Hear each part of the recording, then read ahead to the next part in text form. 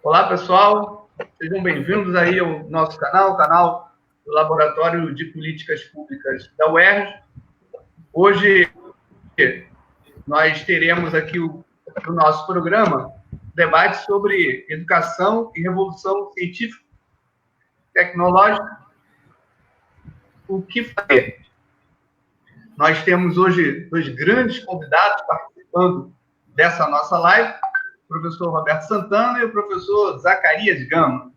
Eu sou Alberto Dias Mendes, técnico universitário da UERJ, professor da Unigama e também pesquisador do Laboratório de Políticas Públicas da UERJ.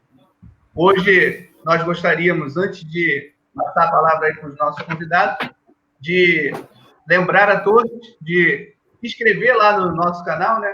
O canal do LPP e do PRODED TS, PRODED Teotônio dos Santos, compartilhar, dar um like lá para a gente e ativar o sininho para receber as notificações.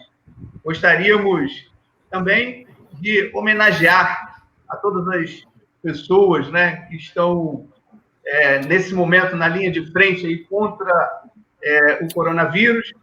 Gostaríamos de saudar, fazer uma grande homenagem póstuma às pessoas da nossa universidade, que nós gostamos muito, mas infelizmente nos deixaram, né, recentemente. Tivemos, hoje completaria, né, faria aniversário a reitora da universidade, a única mulher reitora da nossa universidade, a professora Juscelia Freire. Aqui o LPP e o PRODED também renderam homenagem. E passo a palavra aí aos dois para darem as boas-vindas aí. Bem-vindo aí, Zacarias e Roberto. Boa noite, Alberto. Boa noite, Roberto. É um prazer estar participando dessa live com vocês. Eu acredito que será uma live que trará alguma reflexão bem interessante para esse século e para essa virada de século. Já estou pensando no século 22. Bem, boa noite, Alberto, boa noite, Zacarias e todo mundo que nos assiste aí, né? Vamos lá, um debate muito bom. O Zacarias já fez aí uma leve provocação aí no início, pensar já o século 22, é verdade. Será que a humanidade vai chegar viva no século 22 do jeito que a gente está indo? É uma pergunta que a gente pode debater ao longo aí dos próximos minutos. Bom, muito obrigado aí mais uma vez vocês que estão nos assistindo. E vamos direto ao assunto aqui. Então, ao longo do programa, a gente vai fazendo os avisos e fazendo novamente os agradecimentos que tivemos que fazer. Bom, primeira questão aí, para colocar para os nossos dois colegas aí, debatedores, para uma reflexão com todas as pessoas que nos assistem posteriormente. Vamos considerar que a revolução científica e técnica foi caracterizada pelo tcheco Radovan Hricha e desenvolvida por Teotônio dos Santos como uma revolução produtiva que estrutura as mudanças globais do tempo atual e, como tal, ela modifica, né, de forma profunda e determinante todos os aspectos da vida humana. Essa revolução, ela pode ser considerada uma superação da Revolução Industrial, porquanto se baseia na autonomia, na automação, sem necessidade de trabalho físico humano, na manipulação molecular de matérias-primas, dados os avanços da química, da física, da biologia, no trabalho intelectual ou objetivo de programação de computadores e máquinas, na produção de novos conhecimentos, como quarto fator de produção e importante elemento no processo de acumulação capitalista. Roberto Santana, você poderia explicar para a gente um pouco melhor a respeito dessa revolução, né, científico-técnica? E qual seria o futuro das profissões? Bem, Alberto, a revolução científico-técnica, ela foi um termo que nasceu nos antigos países socialistas do leste europeu, em meados do século XX, e tem como seu grande expoente inicial, né, como você citou, o filósofo tcheco Radovan Hricha, que liderou um trabalho coletivo, né, de mais de 40 cientistas na então Tchecoslováquia, né, não existe mais, dividiu depois entre dois países, na então Tchecoslováquia, na década de 1970, onde ele, enquanto filósofo, dirigiu toda uma equipe coletiva que tinha desde engenheiros até, enfim, antropólogos, uma equipe de cientistas bem plural, para entender o que né, o desenvolvimento tecnológico que ele já percebia naquele momento poderia trazer de grandes transformações para a humanidade. Né? O Teotônio dos Santos, né, nosso grande Teotônio dos Santos, intelectual brasileiro, um dos criadores da teoria da dependência e da teoria do sistema mundo, ele recuperou esse trabalho do Richter, né, já a partir dos anos 90, início dos anos 2000, e começou a compreender a globalização, né, toda essa tecnologia informacional que a gente vive hoje, a partir daquela teoria. E aí foi uma grande novidade, porque esse discurso de globalização, da internet, ele estava muito sobre o prisma liberal, né, sobre isso vai ser o grande progresso, né, aquela retórica do progresso que é típica do capitalismo, né, de que tudo é sempre melhor amanhã, né? E o Teotônio deu uma outra interpretação a isso. E aí ele compreende o fenômeno da globalização, né, a partir desse fenômeno da revolução científico-técnica, ele traz toda uma compreensão diferente dessas enormes transformações que a gente vem sentindo já há décadas, mas que ficaram mais latentes desde a virada do século, assim, no cotidiano da vida das pessoas. Né, principalmente pelo advento da internet de massas. O que é a revolução científico-técnica? O ponto principal, né, da compreensão do Richter, né, e também do Teotônio em relação à revolução científico-técnica nós chegamos num determinado patamar tecnológico que a humanidade é capaz, ou será capaz muito em breve, de automatizar toda a produção da vida material, né? Traduzindo, a nossa produção de mercadorias não necessitaria mais de trabalho humano, porque todas as linhas de montagem, fábricas, enfim, produção de mercadorias seriam automáticas. Nós desenvolvemos a técnica, desenvolvemos a inteligência artificial, desenvolvemos máquinas que são capazes de produzir mercadorias sem interferência do ser humano, né? São cada vez mais capazes, inclusive, de corrigir erros que possam acontecer na produção sem a interferência humana. Esse seria digamos assim, o coração dessa ideia de revolução científico-técnica. E aí, tanto Richter, Teotônio e outros que trabalham com essa ideia hoje, inclusive eu, começamos a imaginar o seguinte, mas se a gente tiver uma produção que seja 100% automática, 100% automatizada, sem a participação de seres humanos, né? Como é que fica a questão da produção do valor? Né? Que é centro do capitalismo, toda a construção teórica do Marx foi feita em cima de compreender a teoria do valor e tudo mais. Porque quem repassa o valor, né? Quem cria o mais valor, né? Ou seja, repassa o valor ao preço final da mercadoria, é o trabalho humano. Né? O maquinário, toda a questão científica, ele é muito importante para elevar a produtividade, mas ele acaba sendo um custo dentro dessa produção. Se você automatiza totalmente a produção, você teria só custo. Você não conseguiria fazer mais valor, e aí nós chegaríamos, né, pelo menos no campo da teoria mais dura, nós chegaríamos no limite objetivo do capitalismo, uma produção que não produziria mais valor. Né? Isso é revolucionário. Né? Entender isto na realidade, obviamente, tem mil contradições. Né? Mas não é só isso. Né? A gente começou a partir do ponto mais forte da revolução científico-técnica, que é a questão da automação, né? A produção automática. Só que isso se desenvolve em vários outros campos. Né? Por exemplo, você até citou na fala inicial, o controle da matéria. Né? A automatização, a utilização de uma tecnologia cada vez maior e o conhecimento que é necessário para que essa tecnologia exista, ela leva o ser humano ao controlar, né, por meio dos conhecimentos da química, da física, da biologia, ela leva a humanidade a controlar a matéria e a própria vida. Né? É só a gente ver o que se discute hoje, por exemplo, no campo da biotecnologia.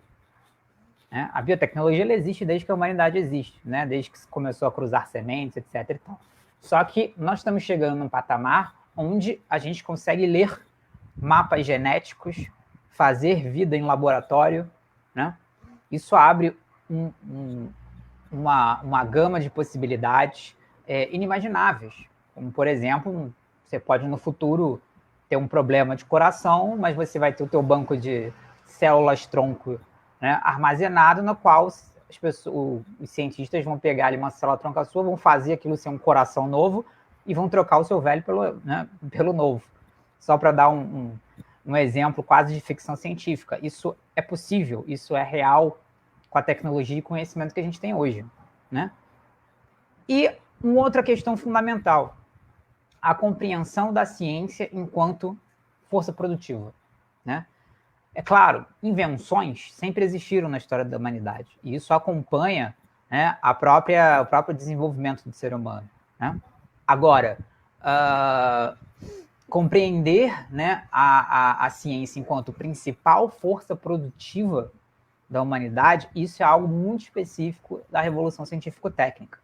E aí, para a gente fechar esse primeiro bloco, se eu falo em automação da produção, se eu falo em controle da matéria, da vida pelos próprios seres humanos, e se eu falo sobre uma ciência que é a principal força produtiva, ou seja, ela é o principal elemento da reprodução da própria humanidade, da sua vida social, da sua vida material, eu estou falando de uma humanidade que alcançou um nível de conhecimento e de técnica muito grande. Ora, se as produções estão automatizadas, onde estão os seres humanos?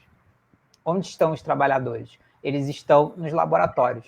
Então, a ideia é que a humanidade caminharia, né, para a libertação do trabalho, digamos, o trabalho produtivo propriamente dito, né, ou para uma linguagem popular, o proletário, o operário, né, aquelas pessoas que se dedicam diretamente à produção de mercadorias, e nós substituiríamos a ideia de trabalhador pela ideia de cientistas, né? Nós liberaríamos toda a torrencial, né, intelectual, artística, científica dos seres humanos, porque eles estariam livres da produção, né, e teriam todo o tempo do mundo para criar.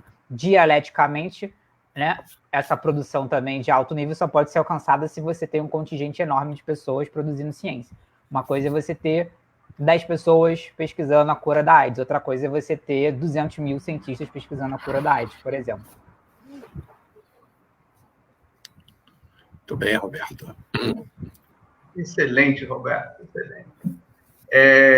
Nesse capazão aí da sua intervenção, dessa sua belíssima explanação, eu creio que fique, né, aí uma questão, na verdade uma não, a gente tem 3 questões aí para que o professor Zacarias nos esclareça e ajude a gente nessa reflexão, certo? Que são 3 questões que estão imbricadas uma na outra, estão articuladas uma à outra. Diante dessa questão que se levanta, a gente pode dizer que é uma grande liberação de mão de obra a partir dessa revolução. E, nesse sentido, do ponto de vista educacional, como que a gente poderia lidar com essa situação? Essa é a primeira questão. Aí, na esteira dessa questão educacional, Zacarias, a gente fala hoje de uma sociedade do conhecimento, dada a crescente participação do conhecimento na atividade econômica, certo? Uma das pontas aí que se fala. Qual é o grau de hierarquização social que poderá resultar disso? E mais ainda, como há, nesse caso, né, uma população excluída do aparelho produtivo, né, como é que ela poderá se educar para gerar trabalho e renda? Ou seja, como que ela pode produzir as condições materiais de sua própria existência, ou melhor, de sua própria sobrevivência? Olha, você está afiado, hein? Está afiado. São 3 perguntas que deveriam ser 3 lives diferentes, né? Porque são tão complexas que... Fantásticas. Ô, Alberto, a primeira coisa que eu acho que a gente tem que ter em mente é que o capitalismo está produzindo, talvez, a sua maior contradição.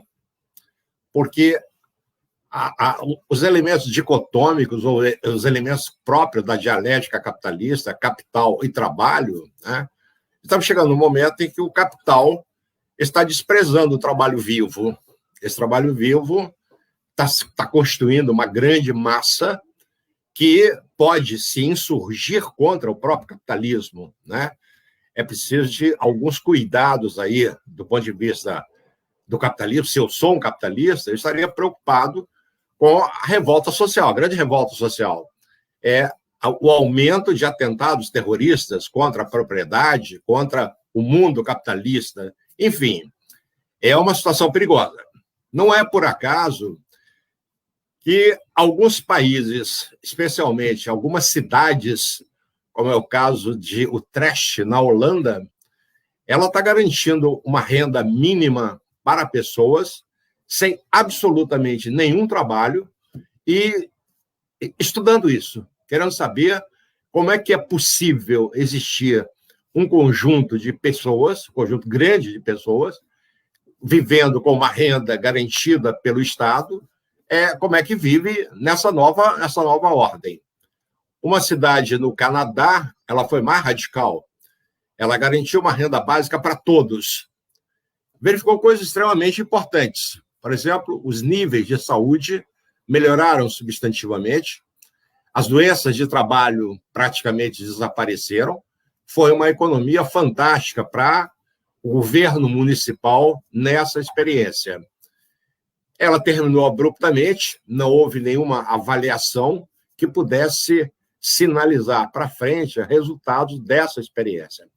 Mas isso é uma coisa muito interessante, né? Se a sociedade, se grandes quantitativos, grandes coletivos estão sendo liberados do trabalho, como é que eles poderão viver? Então, essa é uma preocupação central, sob pena de a gente ter, como eu falei no início da minha intervenção, uma revolta generalizada, porque as pessoas, afinal de contas, precisam garantir a sua existência material, garantir a sua reprodução biológica e garantir a sua elevação espiritual.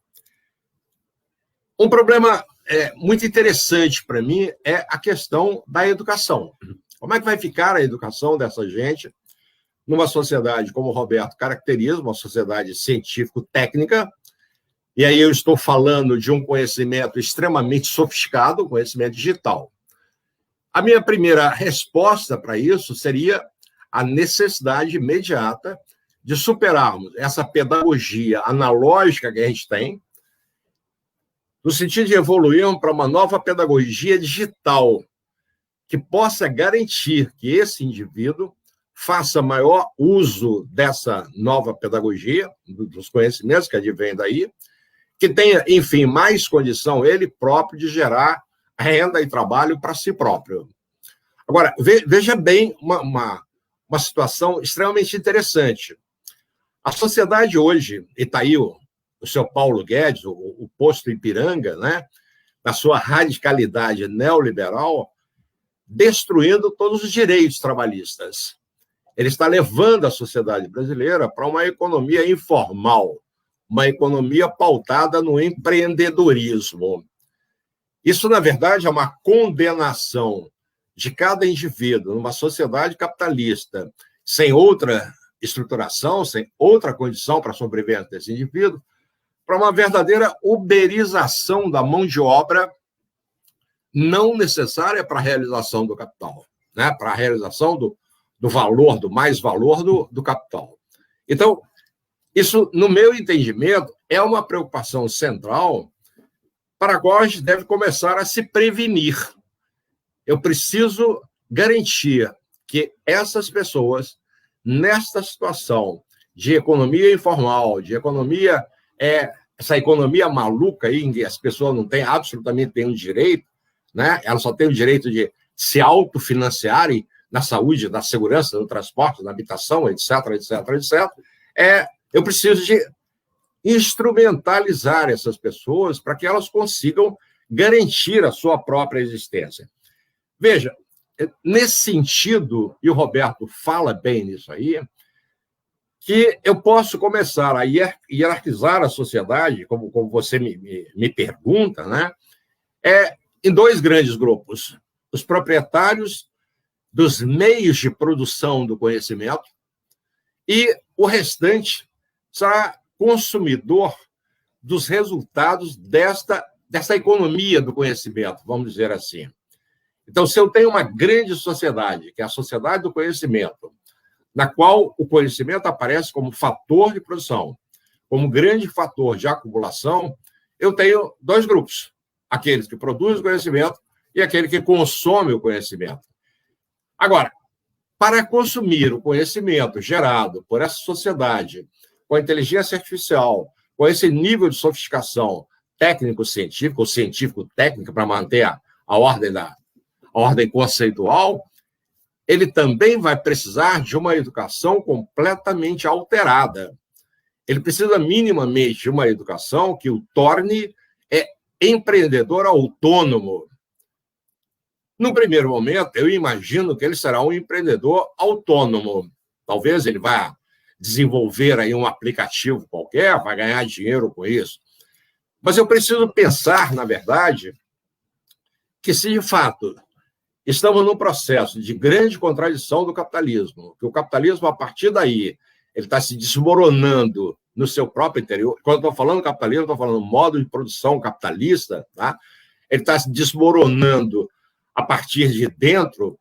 Eu preciso entender, então, que esses indivíduos que vão ser empreendedores precisam ser educados principalmente a partir de outros valores.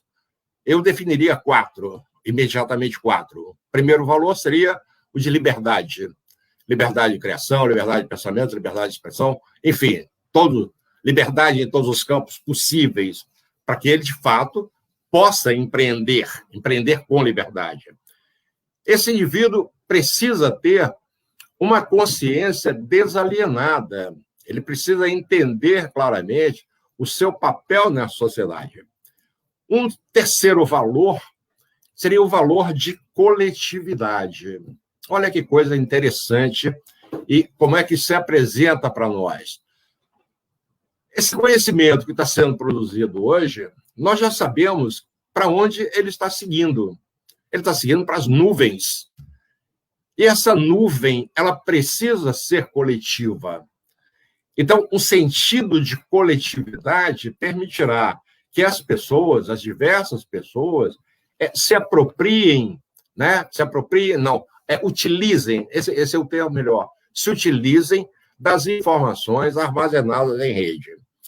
Um quarto valor é o valor de universalidade.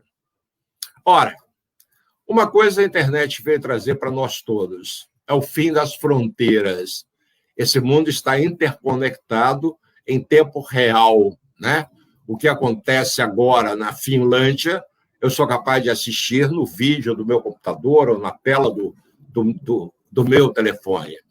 Agora, eu preciso usar a universalidade de uma forma melhor, entendendo que no meu negócio, no meu empreendimento individual, eu posso criar uma rede de conhecimento que ultrapasse fronteiras. Nada impedirá que o meu negócio empreendido por mim, ele tenha sócios, ele tenha parcerias em diversas partes do mundo.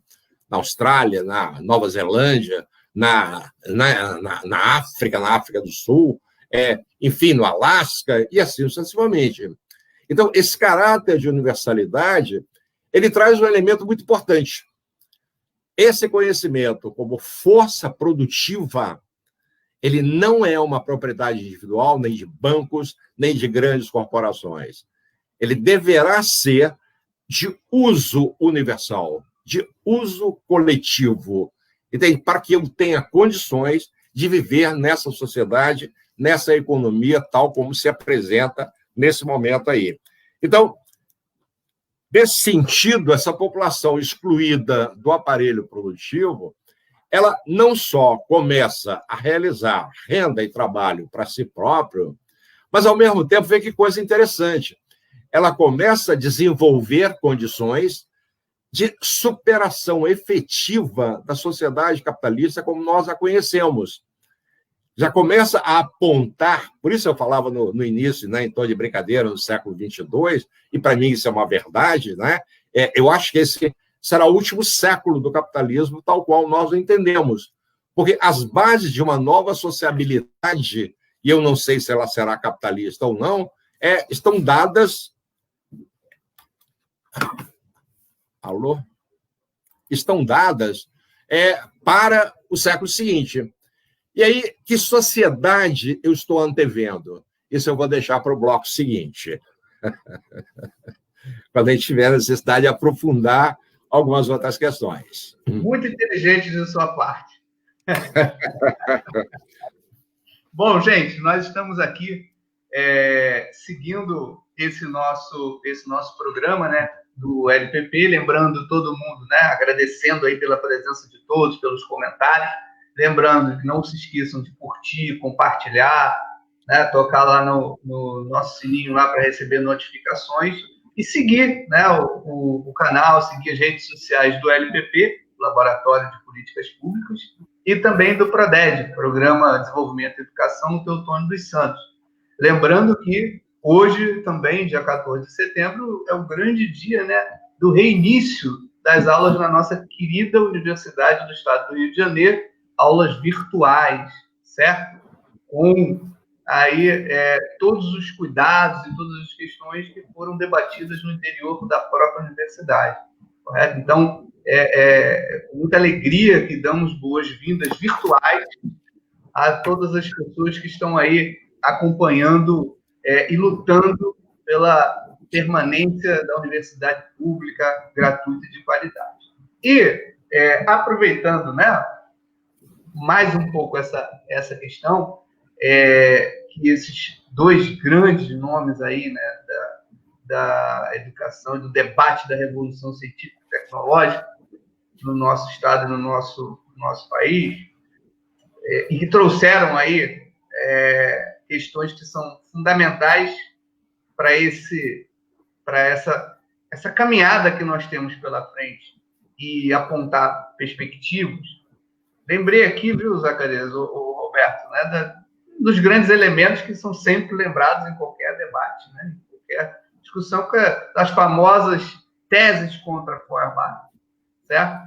E lá na 11ª, que o Marx fala, né, os filósofos fizeram até agora foi analisar o mundo, cabe agora transformar. Então, nesse sentido, é que vai aí a pergunta, né? A pergunta que não quer calar de toda a humanidade, correto? E das pessoas de bom senso.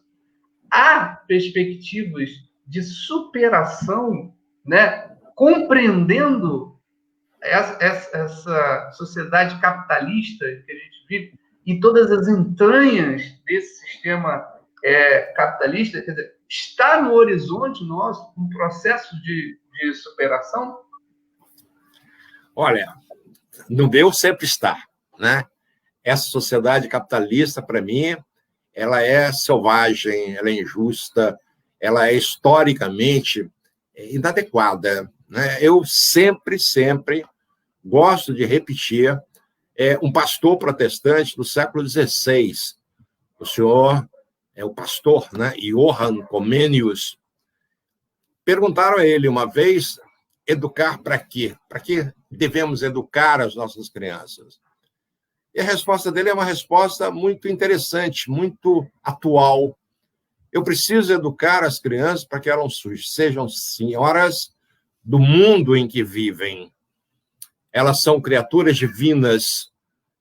Na medida em que ele, Comênios, diz que Deus criou o mundo para a fruição do homem, cabe a cada um, elemento criado divinamente, fruir as delícias da Terra para fruir e ser feliz na superfície do planeta Terra.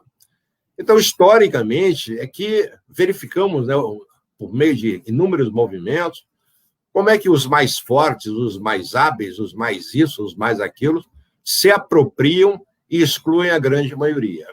Então, a ideia de mundo que eu tenho é de um mundo em que todos somos iguais, em que tudo existe para nossa fruição, sem nenhuma limitação, sem nenhuma restrição, né?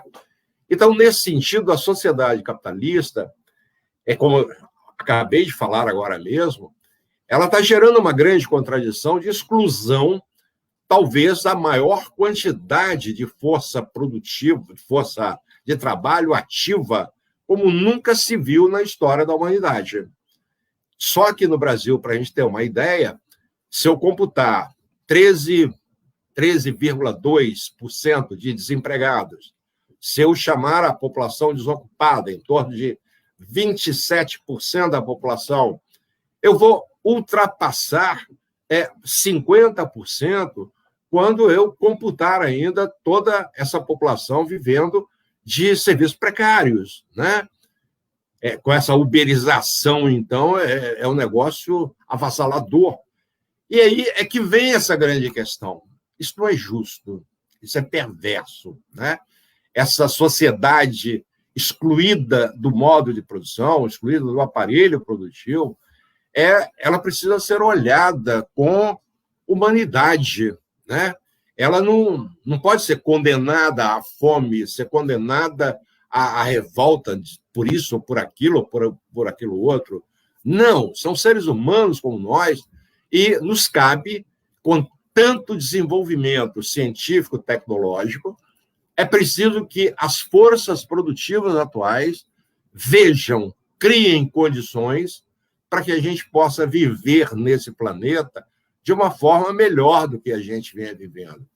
Nesse sentido, quando eu falei nos valores estruturantes da educação, e quando eu falei de consciência desalienada, né, o segundo valor que eu coloquei, nós precisamos de uma educação para além do capital, uma educação que retire de nós as impregnações da sociedade capitalista que explora o trabalho humano, que permite a exploração do homem pelo homem.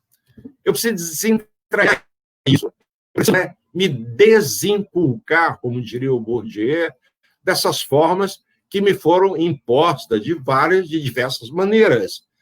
Então, uma nova educação para o século, para essa sociedade do conhecimento, para essa economia do conhecimento, ela de fato precisa de um homem livre, né? Que o homem tenha um pensamento sempre livre de qualquer forma de opressão, de qualquer forma de exploração, tanto para ele realizar o seu novo negócio, para o seu novo empreendimento, o seu novo ganho, a sua nova renda, tanto para estabelecer a relação de coletividade e de universalidade que eu estou propondo nessa educação para o século XXI, nessa nova pedagogia. Então, nesse sentido, né, essa educação agora, pautada pela digitalização, pelo conhecimento que já está nas nuvens, ninguém está precisando de produzir conhecimento imediato, precisa de fazer novos usos do conhecimento que a humanidade produziu até aqui. De maneira nenhuma vamos jogar fora esse conhecimento, mas vamos reutilizá-lo para a felicidade humana, né, para a vida humana sob outras formas na face do planeta Terra. Não é, companheiro Roberto? O teu tom, eu diria, manda todo mundo para o teatro. Zacarias está lembrando de um momento que eu conheci, né, o professor Teotônio dos Santos pessoalmente, ele foi meu orientador de doutorado, um dia a gente estava discutindo exatamente esse tópico numa aula, e aí um colega da turma perguntou: mas professor, se seres humanos não trabalharem mais, o que a gente vai fazer? E aí o Tony respondeu: ora, se a gente não trabalhar mais, nós vamos ao teatro. É claro. Vamos fazer outras coisas. Mas o Zacarias tocou alguns elementos fundamentais, e eu queria retornar à questão, porque a gente identifica que a revolução científico-técnica ela nasce no capitalismo, né? Esse início de automação da produção, ela nasce no capitalismo, porém ela não é essencialmente capitalista, muito pelo contrário, né? Os fenômenos que são desatados pela revolução científico-técnica, são fenômenos que desafiam a existência do capitalismo, como, por exemplo, uma produção sem valor, como eu citei no início da live. Ora, então, o que o capitalismo faz para sobreviver? Nós também já aprendemos que o capitalismo também não cai de maduro, né? Ele só pode cair, ele só pode ser superado historicamente se os seres humanos agirem conscientemente para isso, né? Que a gente chama de revolução. Enquanto isso não acontecer, ele vai se reciclando e geralmente ele vai se reciclando cada vez pior, né? Ele vai ficando cada vez pior para aqueles que são para aqueles que estão na parte de baixo, né? Do que geralmente é a maioria. Ora, o capitalismo ele tem um plano, né? Em marcha e plena execução de como utilizar, né? De como frear os elementos da revolução científico-técnica que desafiam a sua própria existência e como utilizar aqueles elementos que ele pode, né, condicionando esses fenômenos, ele pode utilizar para a manutenção da exploração e da alienação, né? Hoje, o fenômeno mais visível, né, mais gritante nas nossas sociedades, com certeza, é o da uberização, né? O plano capitalista é pegar boa parte dessas pessoas que não são mais necessárias no processo produtivo e botar para dirigir carro de Uber, entregar quentinha em cima da bicicleta, com jornadas de trabalho do século XIX, de 12, 14 horas por dia, né? Sem nenhum tipo de direito, né? Não tem domingo, não tem feriado, não tem descanso. Se ficar doente um dia, perde dinheiro porque não tem nenhum tipo de apoio, não tem nenhum tipo de direito. É um dia a menos de trabalho, portanto é um dia a menos de renda para esse trabalhador ou para essa trabalhadora. Esse é um dos grandes objetivos. Porém, e aí um parênteses que eu acho importante que o Zacarias tocou, o desperdício, né, de potencialidades, o desperdício, principalmente de juventude que a gente vê, né, esses meninos, essas meninas com 18 anos, com 20 anos, pedalando 12 horas por dia para entregar. Essas pessoas deviam estar na universidade, produzindo ciência, produzindo conhecimento, né, produzindo o desenvolvimento do país, produzindo a vacina do coronavírus, né, produzindo formas de a gente viver melhor, e não com essas jornadas de trabalho de 12, 14 horas por dia, coisas de 2 séculos atrás, que o capitalismo traz de volta, dizendo que isso é progresso e flexibilização. Fechando parênteses. É importante a gente compreender, então, que o plano do capitalismo é jogar todo mundo na uberização, né? Tá aí, inclusive, pauta do momento, reforma administrativa do Guedes, que, na verdade, é acabar com o serviço público e institucionalizar um mecanismo, praticamente institucionalizar um mecanismo de controle do Estado através da corrupção, que é isso que a reforma administrativa vai dar. Mas é óbvio que nem mesmo nesse trabalho uberizado, né, extremamente precarizado, vai caber todo mundo. Não vai, né? Nós estamos num momento onde os próprios dados do governo demonstram que nós temos mais de 50%, mais da metade da força de trabalho do país está parada, está se virando como pode, né? Isso em algum momento, né? E olha que estamos num momento super excepcional por causa da pandemia, né? Não cabe todo mundo sequer no trabalho uberizado. Uma das pesquisas, por exemplo, que a Uber hoje investe pesadamente é no carro sem motorista. E eles vão botar isso no mercado já. Obviamente não no Brasil, vai começar em outros lugares, mas em 10 anos nós vamos ter carros passeando pelas cidades sem motorista. Então nem ser motorista de Uber tem futuro, né? O que a gente vai fazer com quem sobra? Porque as pessoas vão sobrar. Se você tem a revolução científico-técnica, a automatização, mas você não converte as pessoas de trabalhadores em cientistas, você vai fazer com que elas sobrem na sociedade capitalista. E aí vem o controle dos indesejados. Se utiliza, né, a tecnologia desenvolvida, né, que continua em marcha nesse momento, para o controle da vida das pessoas, né? A gente vê isso, por exemplo, no monitoramento de favelas, né? Todo o arsenal que é produzido, helicópteros, drones, né? O blindado, que é o famoso caveirão, tá? Para tomar conta das pessoas pobres, para que elas não explodam em algum momento, né? Repare como, de 10 anos para cá, a própria indumentária da polícia, que acompanha manifestações, ela se modificou completamente, né? Acompanhar o desenrolar da indústria né, de material bélico, e que também fornece material para as polícias, né, é muito compreender o que o capitalismo está pensando. Ou seja, as contradições estão ficando maiores, os levantes, as revoltas, conscientes ou inconscientes, perante essa realidade precária e desesperadora que a gente vive, estão ficando maiores, e, portanto, o controle dos indesejáveis deve ser feito de maneira mais forte e mais cruel. Mas vamos além, né? Nós vimos, nos últimos anos, diversos grandes escândalos, diversos escândalos sobre controle de eleições com a utilização de softwares, de programas, né? Espionagem, vigilância maciça de cidadãos, como foi o mais notório caso, que foi o do Edward Snowden, que nos revelou que o governo norte-americano grampeia o celular do mundo inteiro, de 7 bilhões de seres humanos. Né? Para que isso? Para que esse controle todo? Obviamente não é para combater terrorismo ou coisa do tipo. Né?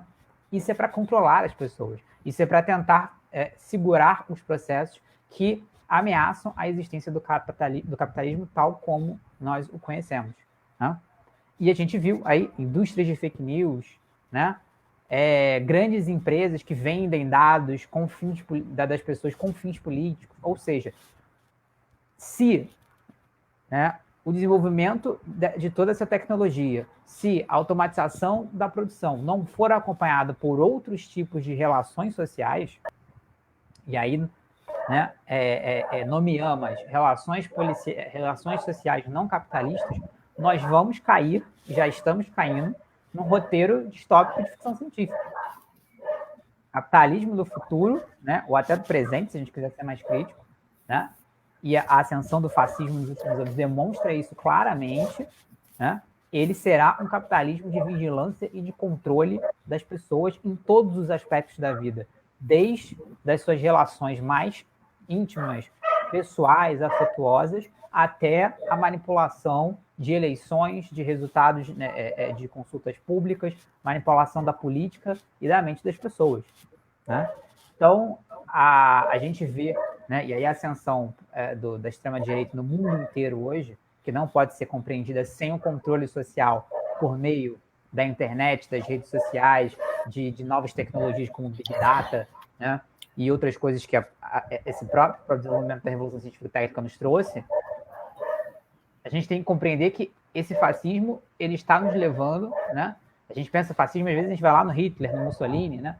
Mas o fascismo do século XXI ele é muito menos aquilo, né? Pessoas pessoas uniformizadas marchando, e muito mais Blade Runner, né? Roteiro de ficção científica, controle das pessoas com a utilização de alta tecnologia e, mais importante, controle da decisão das pessoas. Não é à toa. E o que mais se discute isso, todas as crises que a gente vive, é a crise da tal da democracia liberal, né, que está sendo engolida por um fascismo criado pelo próprio capital, né, é a mais candente dessas crises nesse momento. Se nós não direcionarmos essa revolução produtiva que nós estamos vivendo para outras formas de relação, e para isso nós precisamos liberar as pessoas do trabalho para a educação, para a ciência, para a pesquisa, e não para a precarização ou simplesmente, né, para o desespero de uma vida sem trabalho, sem qualquer tipo de direito, nós estamos caminhando para uma catástrofe imensa, uma catástrofe política, social e ecológica, né, que já está cobrando seu preço hoje, que tem que ser detida agora, porque senão, e aí, né, seguindo a provocação do Zacarias, nós não chegamos vivos no século 22, né? E aí é a aposta que a gente faz. Muito mais do que uma certeza. Não é a certeza que o capitalismo vai acabar no século XXI. É uma aposta que a gente faz que ele tem que acabar no século XXI ou nós acabaremos com nós mesmos. Eu, particularmente, Roberto, acredito que o capitalismo, como você falou há poucos instantes, ele é capaz de produzir variados metabolismos, diferentes metabolismos, né? O meu medo é que a gente, no momento em que está, que a gente não tome consciência das transformações que estão acontecendo, a gente não assuma um protagonismo histórico, né, de utilização dessas forças que estão sendo liberadas em nosso favor. Eu gosto muito de filmes de ficção científica, né? E em todos eles, ou pelo menos na maioria deles, não há uma sociedade democratizada.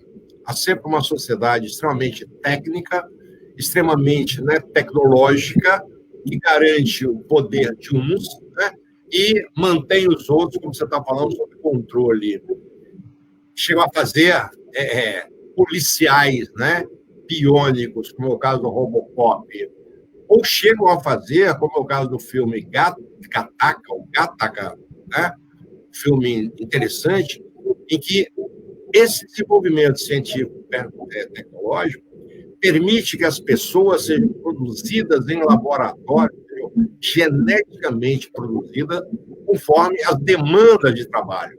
É muito interessante, é quase que uma conjunção, né, de uma visão nova nesse filme com o livro Admirável Mundo Novo, do Huxley, né, em que as pessoas tinham cores diferenciadas conforme o trabalho. Olha, eu acho que será a vitória completa do capitalismo, né, a submissão da humanidade para os seus interesses. Por isso que é necessário a gente estar atento a esses movimentos. A gente não pode, no meu entendimento, ficar olhando isso de um ponto de vista ingênuo, endeusando essas tecnologias, né? A produção em rede, cada vez mais a gente é organizado em redes, em networks, conforme gostam de falar, por aí afora, sem entender para onde isso está nos levando, né? E essa é uma crítica que eu faço às pessoas que estão estudando educação à distância, que estão estudando mesmo novas tecnologias da comunicação, sem esse olhar crítico, né? Estão usando aquilo como se fosse ingênuo, como se não tivesse nenhuma consequência, como se não levasse a absolutamente nada, entende? Tudo agora será mediado por novas tecnologias da comunicação. Ok, cara pálida. É fantástico o momento que nós estamos vivendo. Acho que a humanidade nunca teve condições de viver um mundo tão avançado como nós estamos hoje, né? E que é comum as pessoas comemorarem 100 anos de vida saudável, vida produtiva, né? A nossa qualidade de vida é muito melhor. Agora, se o capitalismo nos proporciona tudo isso, ele também nos cobra muito caro tudo isso, desenvolvendo outras crises, conforme aí, né? Aquecimento global, né? Exploração, queimadas nas florestas para novas áreas de pastagens, etc. O capitalismo não tem alma, né? Exatamente porque não tem alma, a gente deve tomar todos os cuidados com ele e entender que ele não é amiguinho da gente. Nenhum capitalista oferece um banquete de graça, né? Então, nesse sentido, percebendo os movimentos que são dados pela própria sociedade capitalista, que, como você está caracterizando bem, dialeticamente, tanto podem sustentá-la, levá-la para um outro patamar de exploração, Admirável Mundo Novo, Gattaca e etc., ou a gente começar a se desalienar, a se preocupar com o que está em construção e entender que a gente não pode aceitar que o 1% que já controla toda a riqueza global também controle todo o conhecimento e nos leve a essa condição controlada, extremamente, né, monitorada de consumo e etc, etc. Os filmes de ficção estão aí. É uma pena que o cinema brasileiro seja muito linear nas suas histórias e menos fílmico de determinados ensaios, né? Nós poderíamos ter ensaios promovidos pelo cinema que nos levassem a essa reflexão.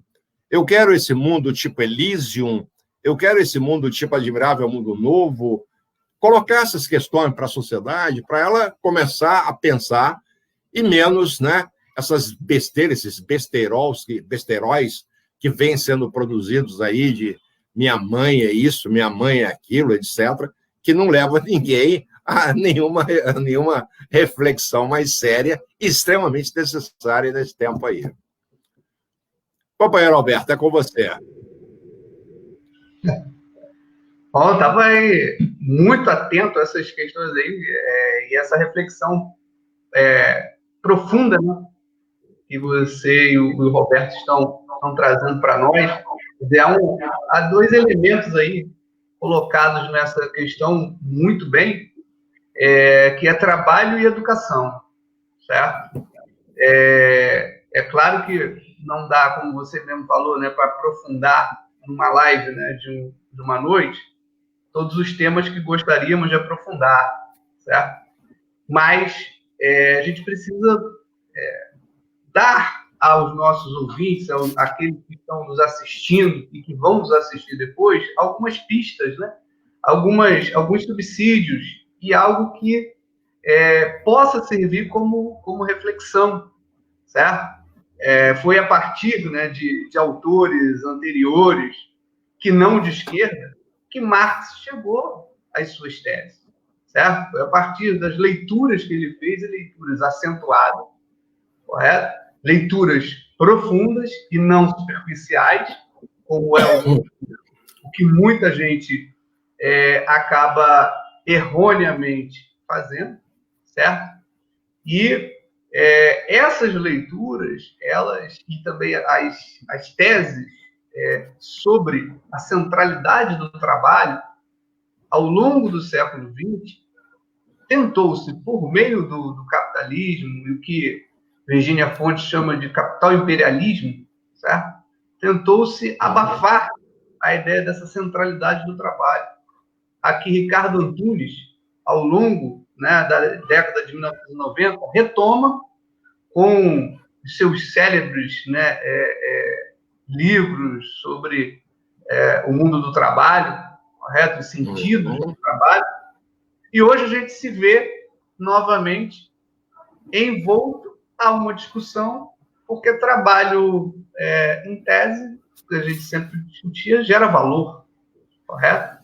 Então, nesse sentido, dentro dessa perspectiva de uma superação dessa sociedade capitalista e de uma sociedade do conhecimento, tal como vocês estão colocando, quer dizer, qual seria a nova forma de trabalho a ser identificada numa nova sociedade? Agora, esta discussão da nova forma de trabalho, ela obriga também a um debate sobre a nova forma de educação nessa nova sociedade. Certo? Já que o debate é em torno de educação e trabalho. Então, deixo aí para os dois e pergunto já de antemão como vocês veem essa questão. Como é que a gente pode compreender a nova forma de trabalho e que novo tipo de educação é esse que pode ser feito nessa perspectiva? Alberto, antes de passar, acho que você vai passar a pergunta inicialmente para quem? Para o Roberto? Para mim? Pode ser. Já que você iniciou aquela outra, de repente, Roberto, inicia você? Não, pode ser? Acho que é melhor falar o Roberto falar primeiro, né? Para manter uma linha de coerência. Eu só quero fazer um parêntese, né? Você está falando em centralidade do trabalho, e como hoje eu estou muito religioso, já citei o pastor luterano, Comendo, né? Eu quero trazer agora um evangelista, o São Marcos, né? Uma vez perguntando ao São Marcos a respeito do sábado, se o homem deveria, né, cumprir o sábado, resguardar o sábado, ele deu a seguinte resposta: o sábado é para o homem, mas o homem não é para o sábado. Isto é, o homem tem outras coisas a fazer na vida, né? E não só a ficar 7 dias por semana se resguardando religiosamente. Eu gostei tanto dessa frase que eu parafraseei, dizendo o seguinte: o trabalho é para o homem, mas o homem não é para o trabalho. O homem também tem outras coisas a fazer, né? Eu gosto muito aí do Marx, né? Em várias passagens, seja na ideologia, seja manuscritos, Gundrich, etc. Ele, inúmeras vezes, ele diz: olha, o homem tem pelo menos 3 missões na Terra. A primeira é a sua reprodução material. Ele precisa trabalhar para se alimentar. A segunda função dele, a segunda missão dele é ser amante. Ele precisa ser amante. Ele tem que reproduzir a sua espécie. E o terceiro momento, ele tem que ser poeta. Né? Poeta no sentido da sua evolução espiritual, a evolução do seu espírito. Ele, dialeticamente, com tanta coisa que ele aprende na sua relação direta com a natureza, ele não pode nascer, né, naquela ignorância inicial, aquele estado inicial de ignorância, com tanta mediação que ele vai fazer. Então, ele precisa evoluir espiritualmente, tornar-se um outro, né? Um outro que é superior àquele. O Hegel aponta isso no sentido absoluto, né? No sentido do espírito, e aí ele vai desenvolver a sua genealogia do espírito de uma forma idealista. Hegel é fantástico, é uma das grandes inspirações do Marx, mas o Marx o supera, dizendo, camarada, o cara pálida, a sua filosofia está nos céus, né? Nós precisamos trazer isso para a Terra. E eu tenho que fazer mediações, sim, mas não mediações intelectivas. Eu tenho que olhar para a realidade concreta, estudá-la, e aí fazer o que você já citou lá nas teses sobre Feuerbach, né? Não basta compreender a natureza, não basta compreender a sociedade. É preciso que ela se transforme. E o que nós estamos falando agora é exatamente de como é que nós, homens, que já temos a nossa produção material, ou estamos tentando garantir a nossa existência material, já temos os nossos filhos, mas como é que nós queremos transformar essa sociedade para melhor, né? Para os nossos netos, para os nossos bisnetos, impedindo que a gente caia no desenvolvimento de inteligência artificial, por exemplo, que nos explore, nos leve a uma condição muito mais de subserviência, né, de explorados pelo capital, etc, etc. Eu só queria fazer esse parênteses aí. Vamos passar a bola para o Roberto. Olá, Roberto. Tem lá um período difícil de falar de trabalho associado.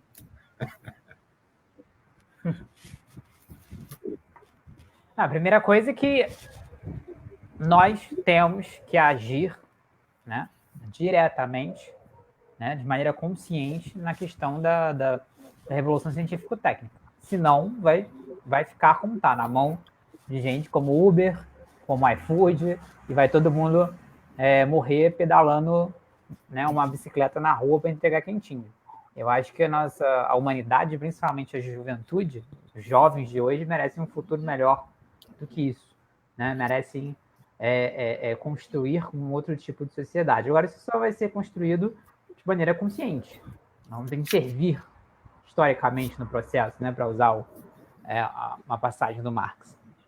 Primeira coisa é que, se nós vamos automatizar a produção, ou pelo menos boa parte da produção, isso tem que significar mais tempo livre, né? Que é o contrário que o capitalismo faz hoje. O capitalismo faz hoje a gente fazer trabalhar mais, né?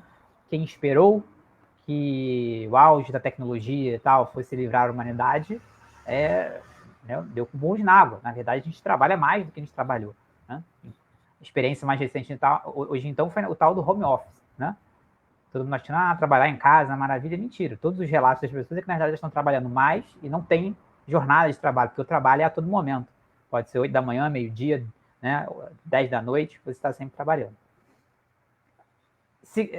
Um outro tipo de sociedade de trabalho significa mais tempo livre, né? É um absurdo que, com o nível produtivo que a gente chegou hoje, nós, né, uma parte de nós que tenha uma jornada de trabalho fixa, né, oficial, de 8 horas por dia, isso é um absurdo, que se trabalhe 8 horas por dia com o nível de tecnologia que a gente chegou hoje, e mais absurdo ainda, que boa parte da humanidade esteja hoje submetida a jornadas de trabalho de 12, 14 horas por dia, coisa de 200 anos atrás, né? O que desmonta completamente a ideia de progresso do capitalismo, ou de que simplesmente o avanço tecnológico cria uma vida com melhores condições, com maior bem-estar.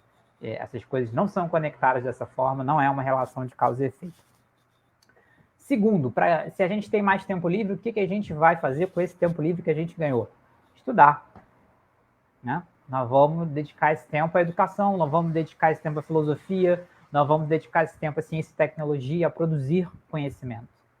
Isso, sim, nessa dialética, né, de uma produção automatizada e o tempo livre para a criação é o que é a estrutura, é o tipo de relação né, relação com o meio e relações sociais, capazes de desenvolver a humanidade e levar ela a um outro tipo de sociabilidade, né, sem exploração, né, com um nível de bem-estar que hoje sequer a gente pode sonhar.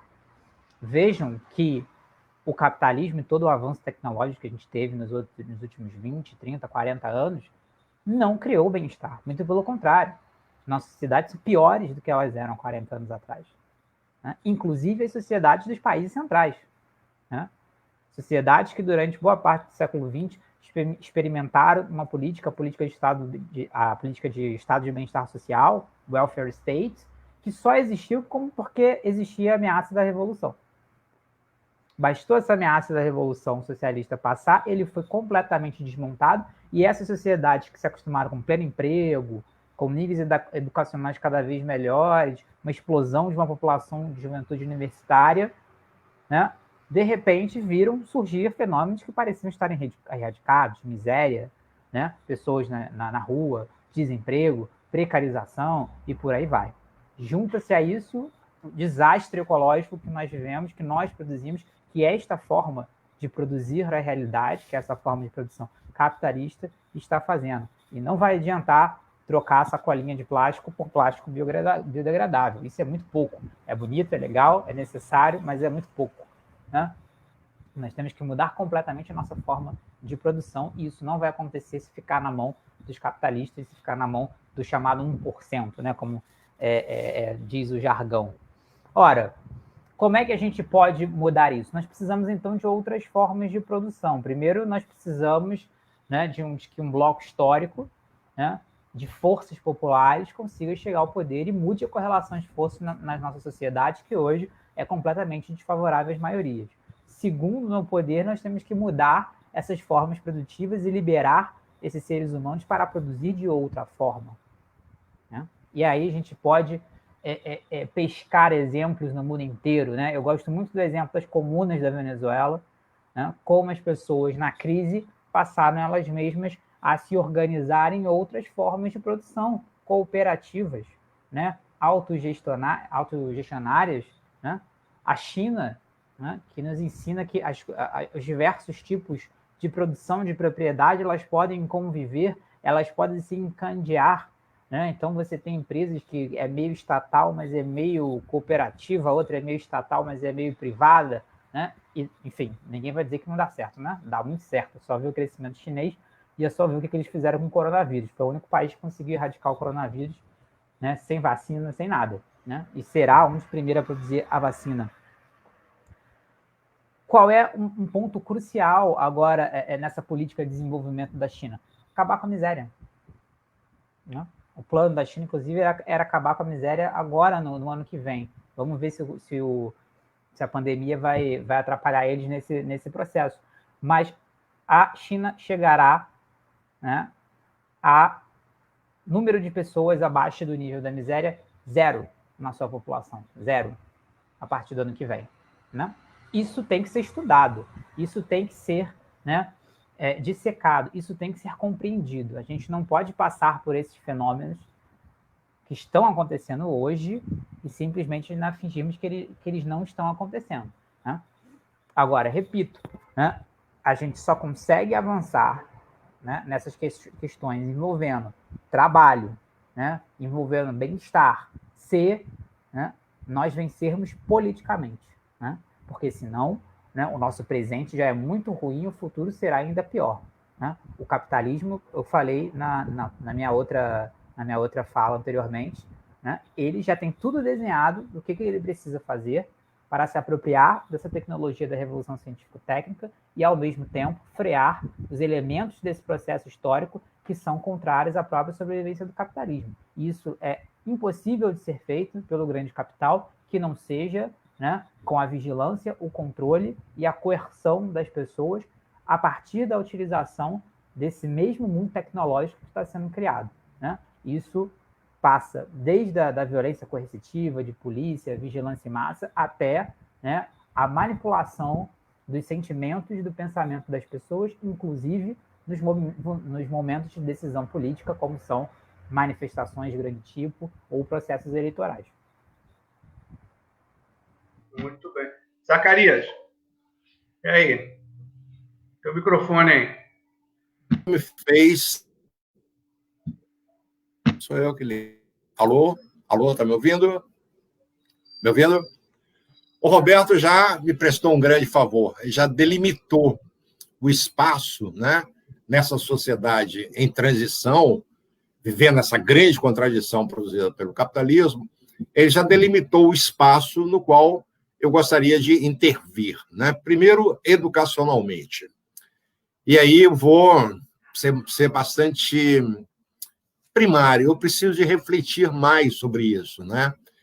Ao pensar numa educação para essa população que está cada vez mais expelida, né, do aparelho produtivo. Então, seria, inicialmente, uma educação para o empreendedorismo. É preciso que os indivíduos empreendam eles próprios, buscando a sua reprodução material. Como eu falava antes, todo o conhecimento produzido hoje por essa revolução científico-técnica, esse conhecimento está sendo depositado nas nuvens. Então, veja bem, né, o que se passa na minha cabeça. Talvez possa até me chamar de maluco, mas os malucos estão aí, os malucos, às vezes, como diz lá o autor da Biologia da Loucura, né, ele diz que os malucos podem falar coisas interessantes, né, e alguém sério pode aproveitar alguma fala de algum maluco. É nesse sentido que eu quero fazer essa intervenção, né? E aí, esquematicamente, primeiro, vamos educar essa população que está expelida para se tornar empreendedora. O passo seguinte, se nós temos sucesso com relação a isso, eu consigo uma coisa fantástica. Eu consigo que, a médio e longo prazo, essa população empreendedora ela possa gerar uma nova base produtiva. Uma grande base produtiva impensável hoje, né, no mês de setembro de 2020. Mas é possível novas formas de produção melhores e superiores às que a gente tem. E aí, se eu tenho uma nova base produtiva, veja, eu tenho a libertação dessa população daquela classe exploradora tradicional, os banqueiros que agora estão se apropriando cada vez mais do conhecimento, né? Então, eu tenho uma grande base social que já não mais se dispõe a ser explorada na relação capitalista.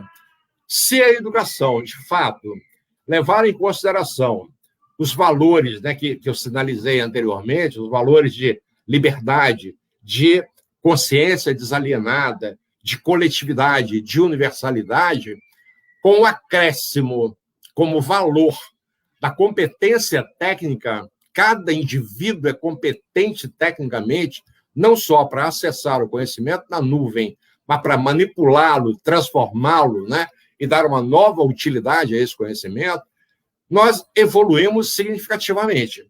Agora, veja bem o que está na minha fala. Um elemento forte aí é que, nesse sentido, todos se tornam proprietários das forças produtivas baseadas no conhecimento científico-tecnológico. Vou repetir, todos se tornam proprietários. Ora, se todos se tornam proprietários, não tem mais sentido eu, numa associação em rede com outra, eu seja empregado. Não. O sentido novo é que eu vou me tornar associado.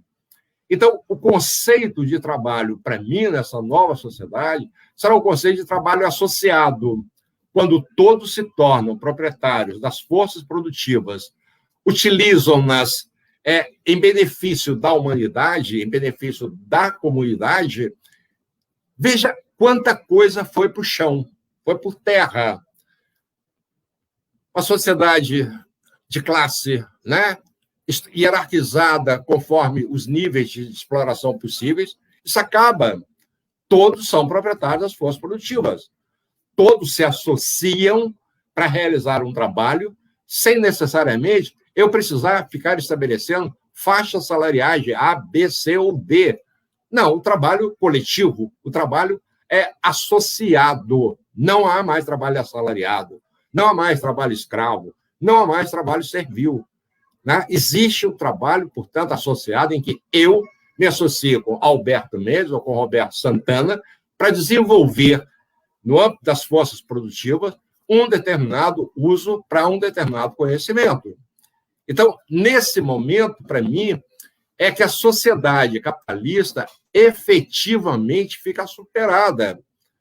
Então, essa nova forma de trabalho, trabalho associado, todos são coletivamente, são individualmente proprietários das forças produtivas científico-técnicas, portanto, eu tenho um novo momento. Eu acredito que a gente começa a chegar nesse novo momento quando o auge da uberização da sociedade trabalhadora chegue ao seu paroxismo. Quando o Uber deixar de existir, porque todo o transporte é inteligente, ele não precisa de motorista. Quando o Rappi, quando o iFood desaparecerem, porque as encomendas serão entregues por drones. Então, de fato, é fundamental que eu já esteja estruturando um novo tempo, um novo mundo, e que todos sejamos proprietários das forças produtivas, e por isso eu tenho que ter uma educação que permita esse proprietário não ser explorador, mas ele ser, na verdade, um indivíduo que trabalha para o coletivo, trabalha para o universal, para a universalização das coisas, que é o que essa meninada vem fazendo. O Uber é uma exploração universalizada. Eu tenho Uber aqui, eu tenho em Jacarta, eu tenho em qualquer parte do mundo. Né? O Rappi, o iFood, eles têm as suas variações pelo mundo afora. Agora, o que nos cabe? Entender que isso nos leva para onde não queremos. Mas podemos ter tudo isso aí para um mundo e que todos nós estejamos efetivamente associados. E aí eu não tenho mais capitalismo. Aí eu tenho uma outra sociabilidade estruturada a partir de outros valores. Era isso, meu caro Alberto. Muito bom, meu querido amigo Zacarias e Roberto. Acho que trouxeram para nós reflexões fundamentais, principalmente nesse momento de pandemia, nesse momento em que se debate, como o Zacarias bem falou anteriormente, as questões associadas aí ao mundo digital, e o Roberto trouxe uma questão fundamental, que é quem deve ter o protagonismo disso tudo, certo?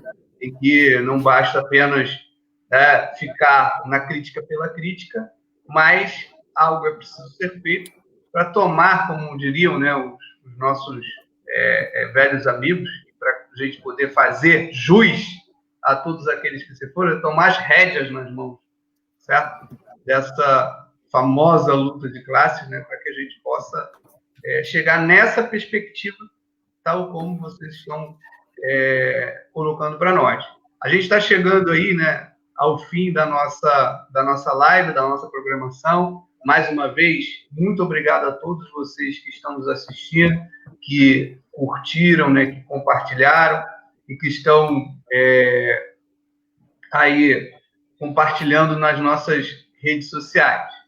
A gente gostaria, mais uma vez aqui, de deixar o nosso agradecimento a todas as pessoas que estão trabalhando diuturnamente aí nesse país, certo? E que a gente sabe, obviamente, que não é apenas o pessoal da saúde, mas fundamentalmente as pessoas da saúde, as pessoas da segurança, que têm nas suas mãos uma responsabilidade muito grande.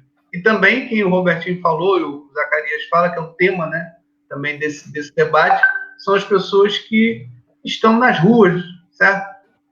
Aquela classe trabalhadora nova aí que está na rua, entregando comida, ou seja, objetos ou qualquer coisa, às outras pessoas, certo? Aqueles que não podem sair. Então, os entregadores, as entregadoras, um papel fundamental cumprindo nesse momento de transformações dessa nossa sociedade. Deixo aí para vocês, se vocês querem fazer alguma consideração final.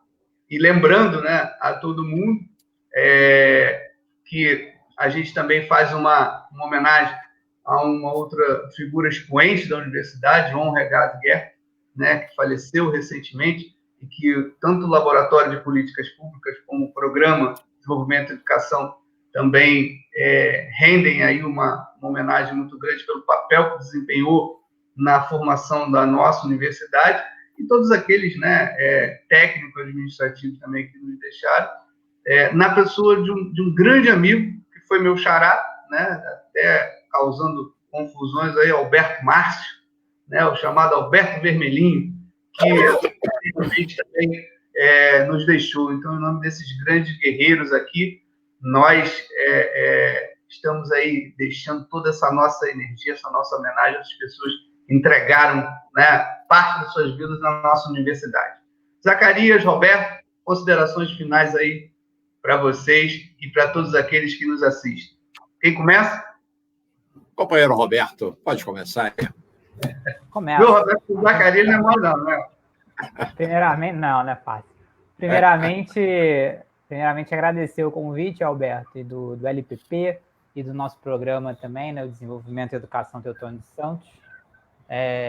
2 programas, né, extremamente importantes, um laboratório e um programa extremamente importante, não só para a UERJ, mas por promover debates como esse, né, e de gente muito honesta e muito dedicada ao Brasil. Segundo, acho que para fechar, né, e aí trazendo a sardinha um pouco para o nosso lado, porque somos todos professores aqui, deixar uma reflexão, né, já que a gente debateu tanto a automação, mas os limites disso dentro do capitalismo, do que acontece com a nossa categoria de professores, né? Também tem um plano muito claro do capitalismo em como utilizar isso no campo da educação, né? Que é a aula virtual, sem a necessidade de presença. Você pega um professor, super explora ele, dando aula para milhares de alunos e centenas e milhares de turmas, e através disso, que é uma questão que acho que poucas vezes se debate, que é o controle do conteúdo das aulas. Porque o professor, fora da escola, fora da sala de aula, fora do ambiente de debate, o professor ele se torna um ser atomizado na frente de um computador, né, falando sobre aquilo, né, do roteirinho que a universidade ou a escola impõe a ele. Então, vamos ter muito cuidado com essa adoração, essa glorificação à crítica que se faz muitas vezes do ensino à distância, né? Porque isso é um cavalo de Troia para o controle político e ideológico do conteúdo das disciplinas e, portanto, um controle sobre o trabalho dos professores, né? Isso dá uma outra live só sobre isso.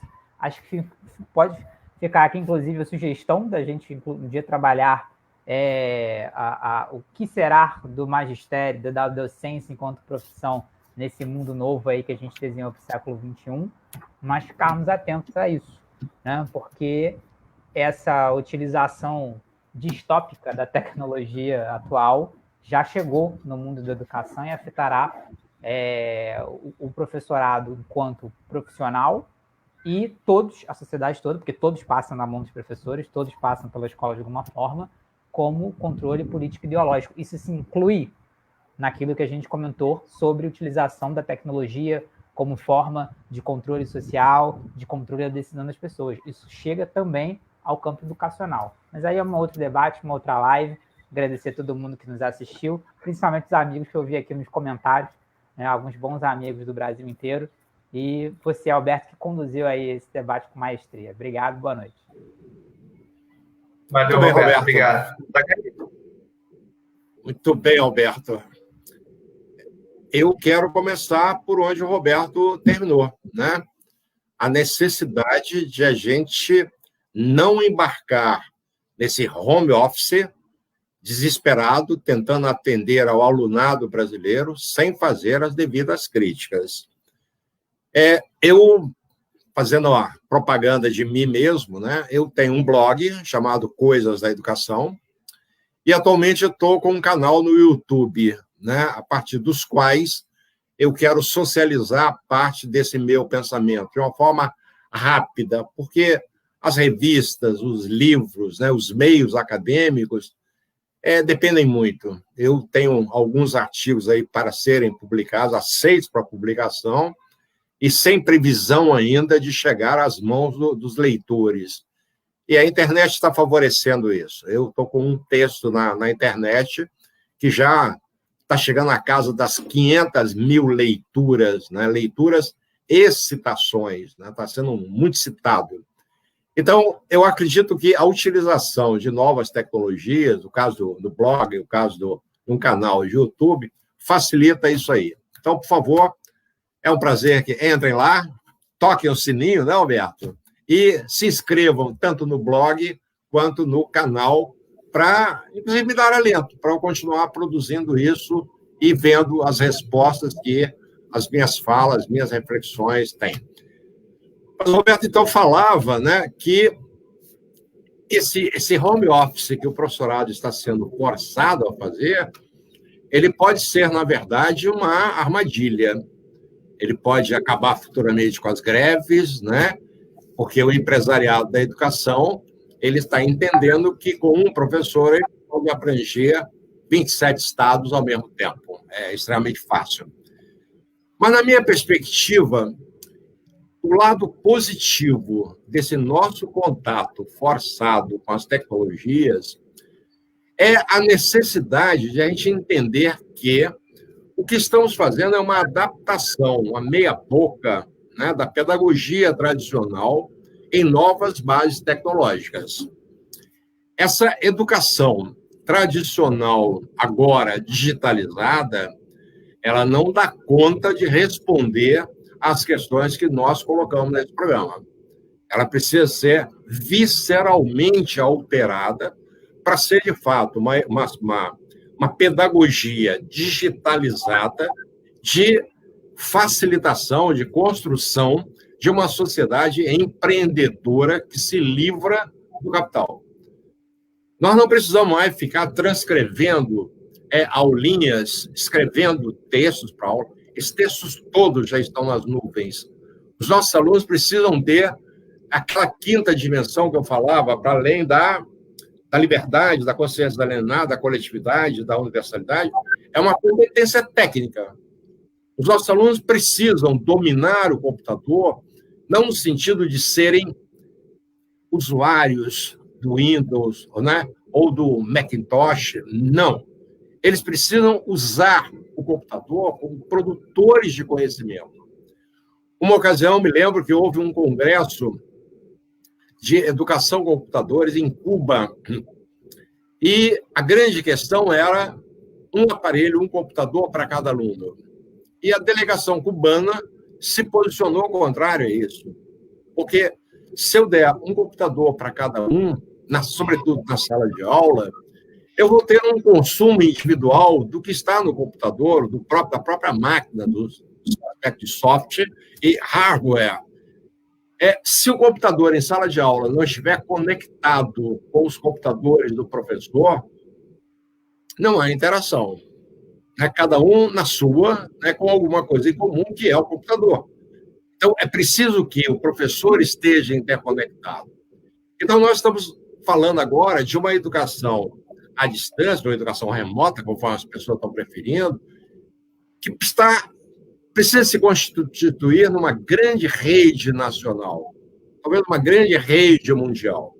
E eu não preciso ficar inventando a roda, eu preciso saber tirar o melhor proveito do que está à nossa disposição, que foi colocado à nossa disposição para essa garotada aí do Windows, do Google, do Skype, que, aliás, está superadíssimo nesse momento, né?